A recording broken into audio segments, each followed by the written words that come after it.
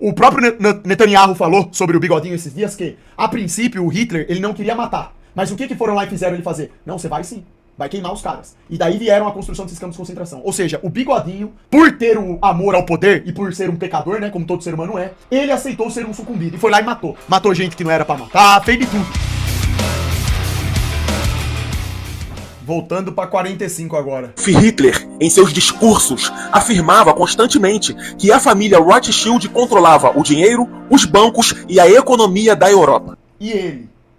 O próprio Hitler. Dizia que eles financiavam guerras, manipulavam mercados e lucravam com a destruição dos países europeus. Hitler defendia que existia uma espécie de controle financeiro que operava longe dos olhos de toda a população europeia, onde banqueiros judeus estariam por trás das grandes decisões do mundo. Os É verdade. Rothschilds eram frequentemente usados como símbolo desse suposto poder. Na narrativa de Hitler, os Rothschilds não apenas acumulavam riqueza, mas também influenciavam governos e até resultado de guerras. Ele chegou a afirmar que a derrota da Alemanha na Primeira Guerra Mundial foi causada por interesses financeiros dos judeus que queriam enfraquecer o país, que a fome, a miséria e a crise econômica da Alemanha era resultado de uma manipulação judaica, e foram exatamente esses motivos que levou a criação dos campos de concentração durante a Segunda Guerra Mundial.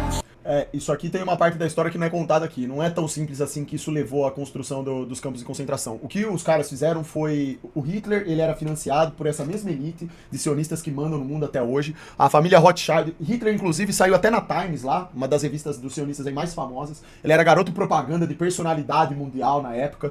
Todo esse engodo em torno dele. O Bigodinho, ele... O Bigodinho... Então, o próprio Netanyahu falou sobre o Bigodinho esses dias que, a princípio, o Hitler, ele não queria matar. Mas o que foram lá e fizeram ele fazer? Não, você vai sim.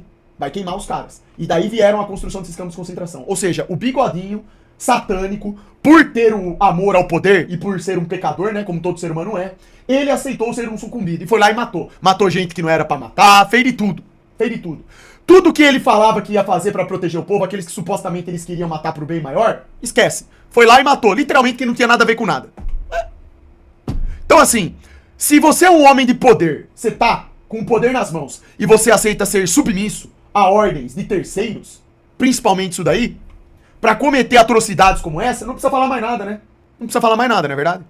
É só mais um fantoche. Por isso que eu sempre falei pra vocês, desde a primeira vez que me perguntaram na live sobre a desenvoltura econômica, porque na parte econômica, isso que foi comentado aqui no vídeo de Hitler falar dos banqueiros, é verdade. A Alemanha naquela época estava estraçalhada por causa de juros, os banqueiros realmente exploravam o povo, o Bigodinho sabia disso daí. Agora, você tomar atitudes para desenvolver o seu parque industrial é uma coisa. Outra coisa completamente nada a ver com nada é você criar campo de concentração e gente morrer queimada lá. E aqui eu nem vou entrar aqui na discussão de quantos morreram no total, porque isso daí é impossível de chegar no número. Hoje em dia cada fonte fala um número, né? Então assim, a questão é, morreram. Isso não é brincadeira, cara. A partir do momento que um líder de um país mata a gente, esquece, irmão. Isso é satânico, é errado. Não tem sentido isso daí. Gente que não tem nada a ver, que não tá causando morte, não é bandido nem nada, que não matou ninguém. Pelo amor de Deus, velho.